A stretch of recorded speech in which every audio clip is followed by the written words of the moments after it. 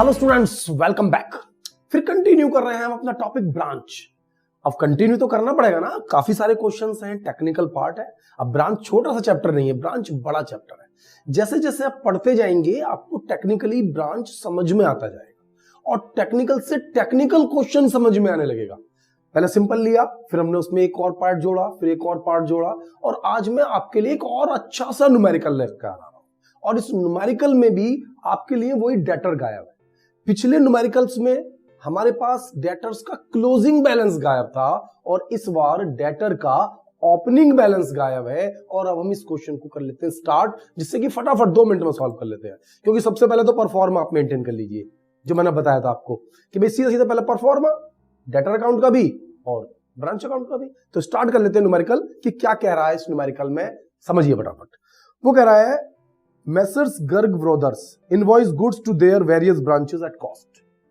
यानी कि जो ब्रांचेस हैं उनको गुड्स कॉस्ट पर देते हैं। ये तो मैं लगातार बता रहा हूं कि हमारे जो क्वेश्चंस चल रहे हैं वो अभी कॉस्ट पर ही चल रहे हैं। यानी हेड ऑफिस ब्रांचेस को कॉस्ट पर ही गुड्स सप्लाई कर रही है। From the following detail regarding Goa branch, तो ये हम कौन सी ब्रांच बना रहे हैं बेटा? Goa branch account, prepare branch account to calculate the profit. और जो हेड ऑफिस है वो है messrs Garg brothers. Garg brothers की हेड ऑफिस है, इनकी ब्रांच है गोवा में। ठीक है बेटा, तो क्या क्या डिटेल दी हुई है आप फटाफट करें। वो कह रहा है प्रिपेयर ब्रांच अकाउंट, तो ब्रांच अकाउंट हम बना रहे हैं। तो ये ब्रांच अकाउंट ही हमारा फेयर वर्क है, बाकी दूसरा हम वर्किंग नोट में बनाएंगे। वो आप कुछ भी बनाते रहिए अपनी ब्रांच को पूरा करने के लिए। डिटेल में क्या दिया है फटाफट फटाफट लिखते हैं, जल्दी समझेंगे। उन्होंने कहा है डेटर ऑन 31 दिसंबर 2009। ध्यान से रखना, 31 दिसंबर 2009, और 31 दिसंबर में ही हम ये ब्रांच बना रहे हैं। 31 दिसंबर 2009, ध्यान से समझ लेना। 2019 9 है, 9 31 दिसंबर 2009। वो कोई फर्क नहीं पड़ता, डेट होती है, पुरानी बुक्स हैं, क्वेश्चंस हैं, हमें तो अच्छे क्वेश्चंस उठाने हैं सो दैट कि हमारी समझ में आए। तो 31 दिसंबर 2009 को बना रहे हैं, और 31 दिसंबर 2009 में अगर आप मुझे डेटर देते हैं तो इसका मतलब है कि ये डेटर का क्लोजिंग बैलेंस है। देखिए, डेटर का क्लोजिंग बैलेंस है। फिर वो कहते हैं गुड्स सेंट टू ब्रांच, यानी कि हेड ऑफिस ने ब्रांच को 1,40,000 रुपए का गुड्स भेजा। मैंने लिख दिया तुरंत, goods sent to branch account 1,40,000 रुपए। सिंपल सिंपल चीजें लिख दी है, टेक्निकल को मैं समझाऊंगा। इसके बाद वो कह रहा है goods return by branch, branch ने भी माल लौटा दिया। बाई साइड में आ जाइए, 16,000 रुपए का गुड्स हेड ऑफिस ने भेजा था 1,40 का, जिसमें से 16 का ब्रांच ने हेड ऑफिस को वापस कर दिया। इसके बाद कह रहा है goods return by the customer. अब कस्टमर तो मेरे ब्रांच अकाउंट में नहीं आता है, लेकिन हमने क्वेश्चन को पढ़कर पहले से ही डिस्कस कर लिया था कि हमें इसके अंदर डेटर अकाउंट बनाना है। तो जब डेटर अकाउंट बनाना है तो पहले से ही मैं डेटर अकाउंट का परफॉर्मा ओपन करके रखूंगा, जिसमें मैंने आपसे कहा था डेबिट साइड में ओपनिंग बैलेंस, क्रेडिट साइड में क्लोजिंग बैलेंस, डेबिट साइड में क्रेडिट सेल्स और क्रेडिट साइड में बाकी सारी चीजें। ठीक है, तो वो सब चीजें हम लिखते चलेंगे क्वेश्चन के अंदर। तो इन्होंने हमसे कहा गुड्स रिटर्न, किसके बाद goods return by customer, customer यानी कि सेल्स रिटर्न। तो सेल्स रिटर्न 3,000 रुपए की है, मैंने नोट कर दी है। इसके बाद वो कह रहा है कैश सेल्स, कैश सेल्स जो सेल्स नगद में हुई है। कैश सेल्स का कहीं यूज नहीं है हमारे पास। हमारे पास तो यह है कि ब्रांच ने हेड ऑफिस को जो पैसे भेजे, तो उसमें मैंने आपसे कहा था कि 2 चीजें होती हैं, एक कैश सेल 86,000 लिख लीजिए, एक कलेक्शन फ्रॉम डेटर और है, लिखते ही हमारा आंसर आ जाएगा। नेक्स्ट क्रेडिट सेल, यहां कहीं तो क्रेडिट सेल आती नहीं है, क्रेडिट सेल्स आती है तो डेटर अकाउंट में अगर आप बना रहे हो तो फिलहाल लिख लीजिए डेटर अकाउंट में 1,20,000 रुपए क्रेडिट सेल्स। फिर उन्होंने कहा cash remitted to head office, very good. अब तो मुझे collection from debtor cash sale की जरूरत ही नहीं है, क्योंकि मेरे पास है cash remitted to head office. तो हेड ऑफिस को मैंने भेजा है 2,26,000 रुपए का गुड्स, 2,26,000 रुपए का गुड्स मैंने हेड ऑफिस को भेज दिया, यानी पैसे, गुड्स नहीं पैसे भेज दिए, तो टोटल 226। उस 226 में 86,000 का कैश सेल भी है, वो पढ़ेंगे आगे। इसके बाद कह रहा है allowance to customer, allowance to customer होता है डिस्काउंट। हमने कस्टमर को डिस्काउंट दिया है 800 रुपीस का, जो हम डेटर अकाउंट में लिख लेंगे। इसके बाद है स्टॉक ऑन 1 जनवरी 2009, यानी ओपनिंग स्टॉक। ओपनिंग स्टॉक दिया हुआ है 40,000 का, तो ओपनिंग में लिख लेता हूं to balance BD opening stock, जो क्वेश्चन में दिया है पहले वो डिटेल लिख लीजिए। आप महसूस कर लिए पहले क्वेश्चन में आपको बनाना क्या क्या है। ब्रांच अकाउंट, डेटर अकाउंट, तो डेटर अकाउंट से रिलेटेड जो मिलता है लिख लीजिए, ब्रांच अकाउंट से रिलेटेड जो मिलता है लिख लीजिए, फिर हम उसको एक सिस्टमेटिक वे में सॉल्व करेंगे। फिर वो हमसे कहता है क्लोजिंग स्टॉक, बहुत अच्छी बात है, ओपनिंग स्टॉक भी दिया है, क्लोजिंग स्टॉक भी दिया है, यानी स्टॉक से रिलेटेड कोई प्रॉब्लम है ही नहीं। नेक्स्ट वो कह रहा है बैड डेप्ट, वैसे तो मेरे क्वेश्चन में कहीं बैड डेप्ट आते नहीं है, लेकिन बैड डेप्ट है तो कहेंगे डेटर अकाउंट में बैड डेप्ट। नेक्स्ट चलते हैं बैड डेप्ट के बाद expenses paid by the head office, ये इंपॉर्टेंट पॉइंट है जिसके कारण मैंने इस क्वेश्चन को कराया है, इंपॉर्टेंट पॉइंट है, क्योंकि डेटर तो हम पिछले क्वेश्चन में भी कर चुके हैं, पिछली वीडियो में हमने ये तो देखा था क्वेश्चन, तो इसमें मैंने एक स्पेशल पॉइंट कराया है, ये ध्यान से पढ़ना पड़ेगा। वो मुझसे कह रहा है expenses paid by the head office, ये 3 खर्चे दिए हैं, 26,000 का रेंट, 36,000 का इंश्योरेंस और 56,000 की सैलरी और वेजेस, तो तीनों का टोटल ले लिया, यानी हेड ऑफिस ने आपको दिए 1,18,000 रुपए, 1,18,000 रुपए हेड ऑफिस ने आपको भेजे हैं। और अब आप इस क्वेश्चन को पूरा सॉल्व करिए, पूरा सॉल्यूशन हम इसका अब निकालेंगे लॉजिकल, समझना है हमें। ब्रांच से रिलेटेड जितने पॉइंट्स थे मैंने यहां डाल दिए, डेटर से रिलेटेड जितने पॉइंट थे मैंने डेटर अकाउंट में डाल दिए। अब देखते हैं हमें क्या क्या चाहिए। हमें चाहिए होता है ओपनिंग, हमें चाहिए होता है क्लोजिंग, 2 चीजें जो हेड ऑफिस हमें बेचता है, 2 चीजें जो हम हेड ऑफिस को बेचते हैं, बाकी डिफरेंस में हमारा प्रॉफिट।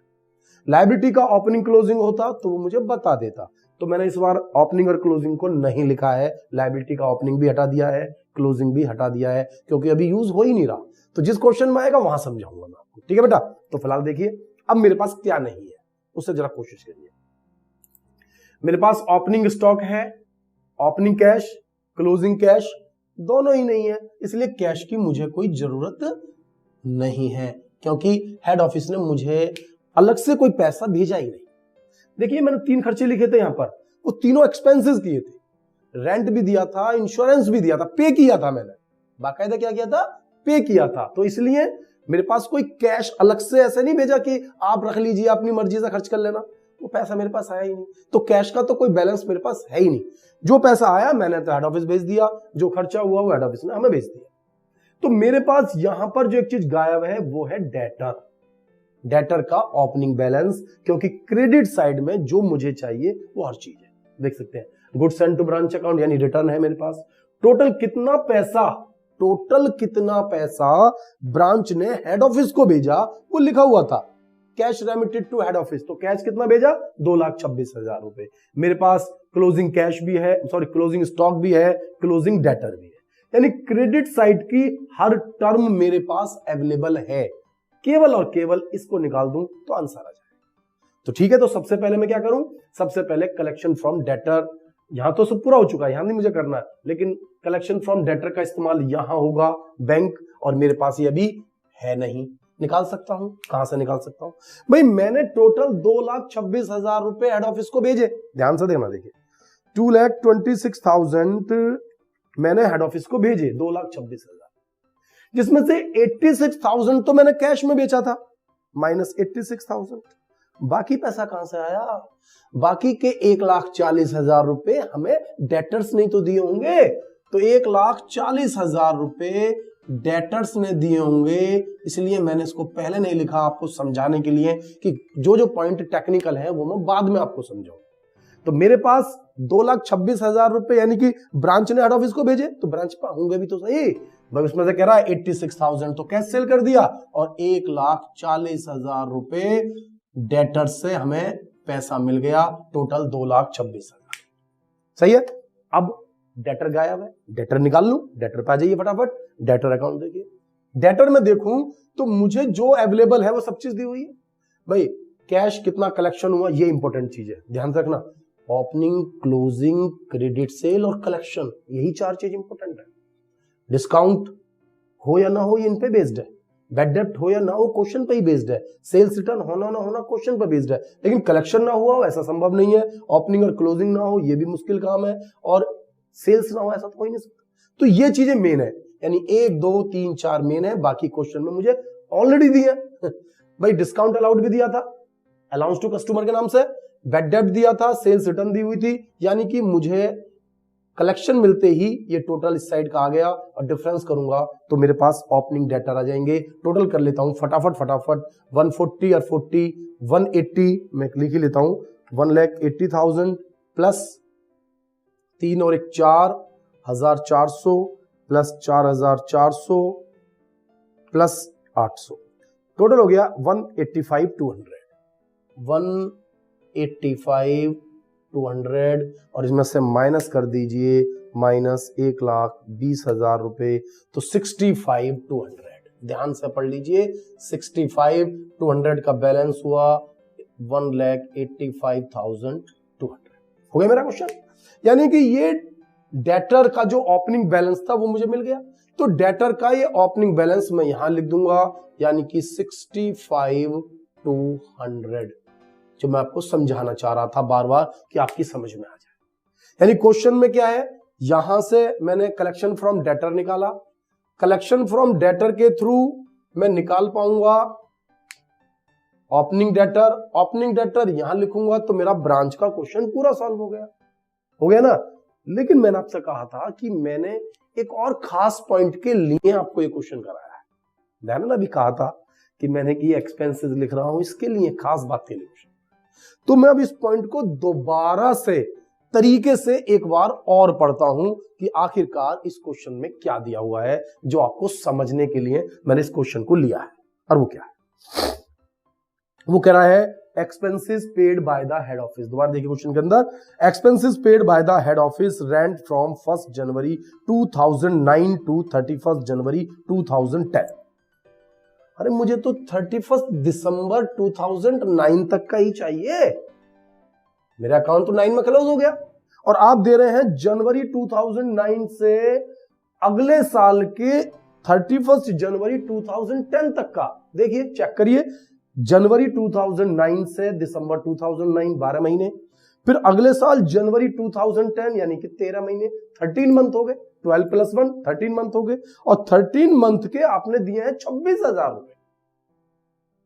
मुझे तो 12 मंथ के ही लेने हैं, मतलब 12 से नहीं है, मुझे इसी साल के लेने हैं, जनवरी से दिसंबर तक के चाहिए मुझे। और पेमेंट किया है मैंने 1 महीने का एक्स्ट्रा, यानी कि 26,000, यही समझा दे रहा हूं मैं आपको कि 26,000 रुपए 13 मंथ के हैं, तो 1 मंथ के हमारे पास हो गए 2,000 रुपए। यानी कि हमने, देखिए मैंने आपसे क्या कहा था, असेट्स का ओपनिंग और असेट्स का क्लोज। तो ये मेरे पास प्रीपेड, ध्यान से लगना है, यही एक खास पॉइंट था कि प्रीपेड रेंट, यानी कि 2,000 रुपए रेंट के प्रीपेड दिए हुए हैं मैंने, नेक्स्ट ईयर के भी दे दिए, तो नेक्स्ट ईयर का खर्चा थोड़ी है, तो मेरी असेट्स हुई, प्रीपेड एक्सपेंसेस असेट्स होती है, ध्यान रखना है, यही तो समझाना है। वरना तो ब्रांच सिंपल सा ही क्वेश्चन है, ओपनिंग बैलेंस क्लोजिंग बैलेंस, यही फंस गए ना। तो क्लोजिंग बैलेंस में अभी मेरे पास असेट्स है प्रीपेड रेंट की। ऐसा ही एक पॉइंट और भी है इसमें, ध्यान से पढ़े, वो कह रहा है इंश्योरेंस, नेक्स्ट लाइन देख रहे हैं ना, इंश्योरेंस अप टू 31 मार्च 2010। ढंग से देखिए बिल्कुल क्वेश्चन में कि इंश्योरेंस 31 मार्च 2010 तक का दिया हुआ है आपको 36,000। कितना दिया हुआ है? 36,000। 36,000 रुपए का आपको इंश्योरेंस दिया हुआ है, और ये इंश्योरेंस अप टू 31 मार्च 2010, यानी अगले साल मेरा तो क्या नाम है, दिसंबर 2009 में अकाउंट क्लोज हो गया, और ये ले जा रहे हैं 31 मार्च 2010, यानी कि 3 महीने एडवांस। भाई 3 महीने एडवांस हो गया ना, जनवरी फरवरी मार्च, दिसंबर के जनवरी फरवरी मार्च में भी यूज होगा ये इंश्योरेंस, जबकि मैंने तो दिसंबर तक चाहिए। लेकिन अब यहां ध्यान है, इन्होंने ये नहीं कहा कि जनवरी से है, जनवरी से नहीं है, यानी कि इंश्योरेंस की तो किस्त जो दी जाती है वो 1 साल की दी जाती है, यानी 1 साल के लिए 36,000 रुपए आपने पे किए हैं, 12 महीने के, तो 3 महीने के जो एडवांस दिए हैं 9,000 रुपए, ये हो गया मेरा प्रीपेड इंश्योरेंस। ये देखिए थोड़ा रफ काम कराया मैंने, कभी आप इसको यहां पर शो कर दें, ये तो क्वेश्चन सॉल्व हो चुका है, ये जबरदस्ती रफली वर्क है, नीचे करना था मुझे, मैंने यही समझा दिया, आपकी समझ में आ जाए। यानी प्रीपेड इंश्योरेंस और है, प्रीपेड रेंट के साथ साथ प्रीपेड इंश्योरेंस, वो भी कितनी अमाउंट, बहुत सारी, 9,000 9,000 रुपए का प्रीपेड इंश्योरेंस भी है। जो आपको समझना है कि इंश्योरेंस 36,000 दिया हुआ है और ये जनवरी से नहीं दिया हुआ। उन्होंने ये कहा कि ये बस इतना बताया, इंश्योरेंस दिया है 36,000 और ये नेक्स्ट ईयर की मार्च 31 तक यूज होगा, यानी अगले साल भी 3 महीने काम आएगा। तो इसका मतलब 15 महीने का दिया है? नहीं नहीं नहीं नहीं नहीं, इंश्योरेंस तो 1 साल का देता हूं। अगर ये 15 मंथ का होता तो मुझे ओपनिंग का बैलेंस भी देता, जो मैं ओपनिंग में लिखता, या फिर यहां होता, बिल्कुल ऑब्वियसली होता है, तो पुराना दे रहा है। इंश्योरेंस तो 1 साल का देता हूं मैं, तो 1 साल का दिया है मैंने 36,000 12 महीने के लिए, तो 3 महीने के हो गए 9,000 रुपए, तो 9,000 ये और 2,000 ये मेरे पास प्रीपेड हो गए। और अब मैं इसका आंसर नेट आपको निकाल कर दिखा देता हूं कैलकुलेटर पर ही। दोनों तरफ का टोटल लेते हैं, कहीं ऐसा ना हो लॉस भी हो सकता है। प्रॉफिट हुआ तो यहां आ गया जनरल पीएल, और लॉस होगा तो यहां आएगा बाय जनरल पीएल लॉस। ध्यान से पढ़ना। देखते हैं डेबिट क्रेडिट साइड दोनों का टोटल हम रफली करके देखते हैं पहले। आइए कितना टोटल, 140 और 140, मतलब 40 और 140, 180 तो ये हो गया मेरा बेटा, 1,80,000 प्लस 65,200 प्लस 1,18,000 ये हो गया। इस साइड का टोटल है 363,200 डेबिट साइड का। ओके, क्रेडिट साइड चले जाते हैं। क्रेडिट साइड है 16,000 प्लस 2,26,000, क्या हुआ ये, 6,000 प्लस 2,26,000 प्लस 32,000 प्लस 40,000 प्लस एक तरह से 11 लिख दीजिए, 11,000। इधर का टोटल है, हाँ इधर का कम है बेटा, इधर का है 3,15,000 रुपए, यानी ये टोटल ज्यादा है 363,200, 363,200। इधर का टोटल ज्यादा है, उधर का टोटल कम है, तो लॉस हो गया। तो भैया इसमें से 365,200 में से माइनस कर दीजिए 3,15,000, या उल्टा कर लीजिए तो एक ही बात है, माइनस 363,200, 363,200 है ना। तो ये बचा 48,200। तो मुझे कुछ ठीक नहीं लग रहा बेटा, 48,200 टोटल। दोबारा एक बार चेक कर लें एक बार, और हम 6 देखिए पूरा कर लेते हैं। 40,000 plus 65,200 plus 1,40,000 plus 1,18,000 equal to 3,63,200। तो ठीक है, उधर का देखते हैं। 16,000 प्लस 2,26,000 प्लस 32,000 प्लस 40,000 प्लस 11,000। हाँ इधर गड़बड़ हो गया, 3,15 नहीं है, 3,25 है, 3,25 है, तो फिर ये 38,200 मिल लेगा ना आंसर इसका, 38,200 ये आंसर आ गया। तो कोई प्रॉब्लम नहीं है, कोई डाउट नहीं है, कोई कंफ्यूजन नहीं है, वो तो टोटल करना है। तो डेबिट साइड का टोटल इस बार ज्यादा है और क्रेडिट साइड का टोटल इस बार कम है, तो इसे आप हटा दीजिए। टोटल जो है वो लिख दिया है। इधर का टोटल है 363,200, इधर का था 3,25,000 रुपए, डिफरेंस 38,200 रुपए, और ये मैच कर गया है क्वेश्चन। इतना ही आंसर आ रहा है 38,200। तो हमारा आंसर आ गया, हमें समझ में आ गया कि कैसे कैसे करना है। तो क्वेश्चन को आप, क्वेश्चन आपके सामने आई जाता है, स्क्रीन पर देख लीजिए, उसको थोड़ा सा कॉपी डाउन कर लीजिए, स्क्रीनशॉट ले लीजिए, उसके बाद उस क्वेश्चन को अपने अकॉर्डिंग डिजाइन करिए, फिर आप करेंगे, आपका आंसर हमेशा आएगा, आपको सारी बातें समझ में आएंगी। इस तरह के टेक्निकल पोर्शन हम हमेशा ठीक कर पाएंगे। ठीक है बेटा, तो मिलता हूं नेक्स्ट वीडियो में। Thank you.